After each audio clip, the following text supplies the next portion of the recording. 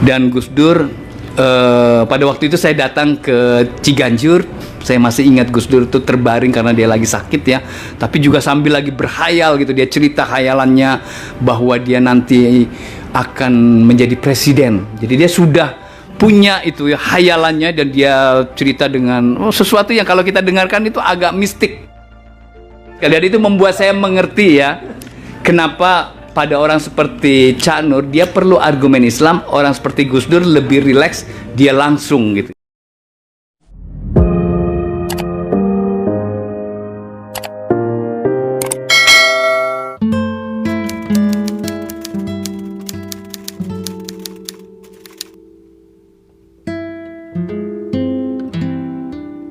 Ada satu cerita di mana pada tahun 98 ketika saya dengan beberapa temannya ingin mendirikan Madya, Masyarakat Dialog Antar Agama.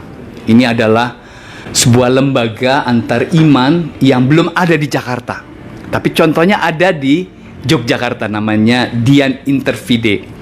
Nah, kita karena sudah bergaul dengan Dian Interfide dan di era reformasi ini kayaknya kita perlu mengembangkan perspektif dan kegiatan-kegiatan antar iman. Maka kita bikin Madya, Masyarakat Dialog Antar Agama. Dan patronnya yang kita bayangkan pada waktu itu adalah Gus Dur. Nah, sewaktu persiapan Madya itu saya dipanggil oleh Gus Dur.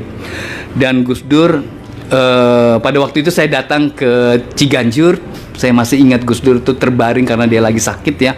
Tapi juga sambil lagi berhayal gitu. Dia cerita hayalannya bahwa dia nanti akan menjadi presiden. Jadi dia sudah punya itu ya hayalannya, dan dia cerita dengan sesuatu yang kalau kita dengarkan itu agak mistik, aneh begitu ya. Bagaimana dia memenangkan pertempuran-pertempuran dan dia menjadi presiden begitu. Dia yakin sekali dia menjadi presiden. Afirmasi ya. Nah, di tengah dia lagi sakit dan bergumam hal-hal yang mistik tentang keyakinan dia akan menjadi presiden Indonesia yang memang nanti menjadi kenyataan, dia kemudian mengatakan ini pada saya pada waktu itu. Budi, tolong bilang sama Cak Nur kalau mau bicara tentang demokrasi janganlah pakai ayat-ayat Al-Quran. Kalau mau membela demokrasi, mau mewujudkan demokrasi, kerja untuk demokrasi itu sendiri. Jangan berwacana tentang syura, tentang kalimatun sawa. Nah, istilah-istilah yang barusan kita sebut itu. Sampaikan ya, jangan lupa pada Cak Nur. Kalau mau membela demokrasi, persis seperti saya. Tirulah saya.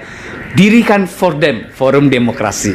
Dan Gus Dur pada waktu itu bukan hanya ketua PBNU ya, tapi dia juga ketua Fordem, forum demokrasi yang sangat fenomenal dan betul-betul anti terhadap Orde Baru, anti terhadap otoritarianisme demokrasi. Nah, besoknya saya ketemu Cak Nur di Paramadina, di Pondok Indah ini, dan saya sampaikan, Cak Nur, Anda dirasani oleh Gus Dur karena Anda terlalu banyak bicara demokrasi dengan menggunakan ayat-ayat Al-Quran, sehingga kata Gus Dur, mestinya Anda kerja langsung seperti dia membangun forum demokrasi. Nah, di masa reformasi harusnya langsung, bukan berwacana agama. Lama sekali Cak Nur merenungkan mengenai itu ya, jadi saya menunggu beberapa menit sehingga Cak Nur kemudian menjawab, dan dia jawab dengan mengejutkan. Budi, kamu harus tahu siapa saya dan siapa Gus Dur. Nah, gitu kata dia. Saya ini, apalah saya? Saya hanyalah seorang anak dari seorang ustadz di kampung. Nah, gitu kata dia. Saya masih ingat. Anak dari seorang kiai kampung. Sehingga apa yang saya katakan, walaupun itu agama, orang akan bilang sekuler. Jadi Cak Nur itu di periode kedua ini dia sudah bicara banyak sekali berkaitan dengan ayat-ayat Al-Quran tentang isu-isu politik modern, tapi cap sekulernya itu terus saja melekat pada Cak Nur. Tapi kamu lihat, Anda lihat siapa Gus Dur. Gus Dur itu adalah seorang darah biru. Siapa dia? Dia adalah cucu dari Hadratus Syekh Kiai Hasyim Asy'ari yang memimpin revolusi dan juga menggerakkan perlawanan terhadap Belanda, Inggris di Surabaya. Gus Dur adalah anak dari Kiai Wahid Hasyim. Beliau adalah Menteri Agama. Ya, Menteri Agama ya. Menteri Agama pertama malah. Nah, jadi Gus Dur itu darah biru. Sebagai seorang yang berdarah biru, apa saja yang dia katakan walaupun itu sekuler, orang akan anggap itu agama. Jadi Gus Dur itu udah enak, dia bisa langsung ke argumen demokrasi dan orang akan melihatnya sebagai agama. Tapi saya sudah pakai argumen agama, orang lihatnya sekuler. Dahsyat sekali itu, dahsyat sekali. Dan itu membuat saya mengerti ya, kenapa pada orang seperti Cak Nur dia perlu argumen Islam, orang seperti Gus Dur lebih rileks, dia langsung gitu ya. Jadi perbedaan Cak Nur dan Gus Dur itu di sini ya. Sebenarnya dua-duanya ujungnya ya akhirnya mendorong untuk demokrasi. Tapi kira-kira itulah di periode kedua Cak Nur memberikan kita satu contoh bagaimana kita perlu menggali, perlu membangun terma-terma Islam menjadi ilmu pengetahuan. Ya, kalimatun sawa itu bagaimana dia menjadi sebuah konsep politik untuk pluralisme.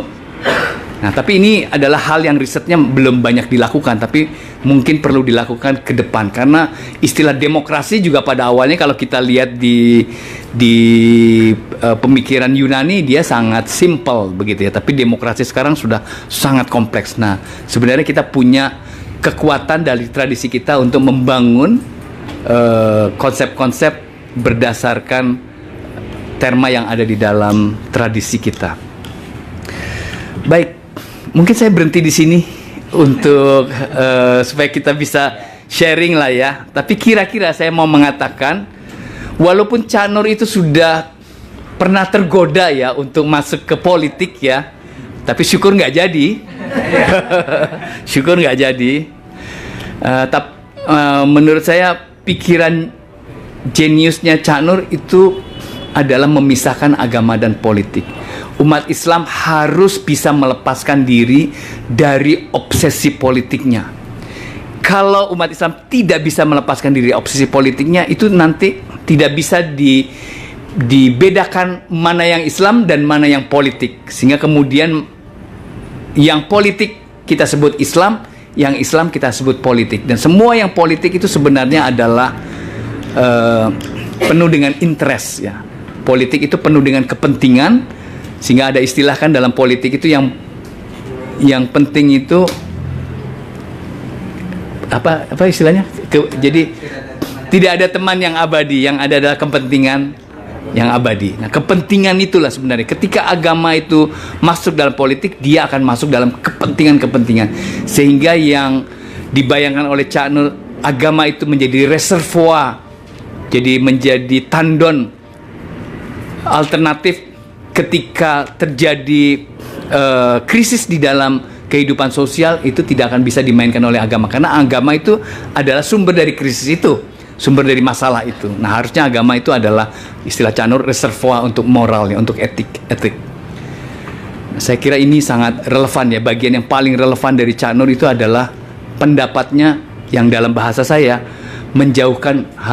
kita harus menjauhkan umat Islam dari obsesi politik atau obsesi kekuasaan. Kesulitan memetakan pikiran Cak Nur, saya kira sekarang kita lebih mudah lah memetakan pikiran Cak Nur ya, karena kita mulai punya banyak sekali pemikiran-pemikiran yang pasca Cak Nur. Salah satu yang menurut saya rekomendasi saya untuk dibaca ya, karena kalau orang luar ya menulis tentang Islam Indonesia mungkin mereka bisa lebih berjarak ya. Bukunya Karl Kersten itu buku yang sangat bagus untuk dibaca ya. Judulnya Islam di Indonesia. Mizan ya. Menariknya itu saya sendiri heran ya. Jadi kalau membaca buku itu kayak membaca narasi. Bagaimana kontestasi narasi-narasi Islam di Indonesia. Tapi kesimpulan akhirnya itu menurut saya sangat menarik. Carsten ini orang yang saya tidak membayangkan bahwa dia bisa sampai pada kesimpulan ini ya. Karena kalau kita baca bukunya, kita akan rasakan bahwa pikiran Cak Nur itu sudah dikritik terus begitu ya. Dan akhirnya pasti akan habis. Jadi kepercayaan orang pada pikiran Cak Nur yang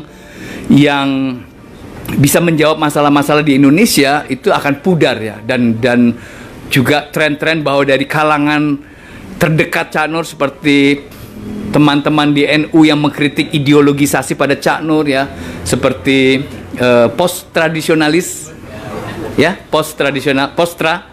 Nah misalnya kayak gitu aja habislah pikiran Cak Nur itu. Tapi Kuzman dia mampu di akhir buku itu, ini seperti kayak film gitu ya. Buku Kuzman itu mungkin bisa difilmkan buku itu. Dia muncul dengan suatu kepercayaan bahwa Islam masa depan itu di Indonesia itu adalah kombinasi antara pikiran Cak Nur dan pikiran Gus Dur. Jadi dia tidak mengekstrimkan Cak Nur dan Gus Dur sebagai dua yang terpisah ya. Seperti Postra itu akhirnya Gus Dur kan, dan Cak Nur direndahkan, Gus Dur ditinggikan. Tapi Carsten dia mencoba akhirnya bahwa kombinasi Cak Nur dan Gus Dur itu menjadi masa depan Islam Indonesia. Ini sebagai simbol ya, artinya pemikir-pemikir yang lain dia ada di dalam kombinasi ini. Nah, karena apa? Karena dalam pemikiran mereka berdualah apa yang paling penting mengenai Islam Indonesia sudah dipikirkan. Jadi hal-hal yang dulu tidak terpikirkan sekarang sudah dipikirkan. Saya mau pakai istilah yang mungkin banyak teman tidak setuju, bahwa sebenarnya pemikiran Islam pasca mereka berdua tidak lebih dari catatan kaki atas Cak Nur dan atas Gus Dur.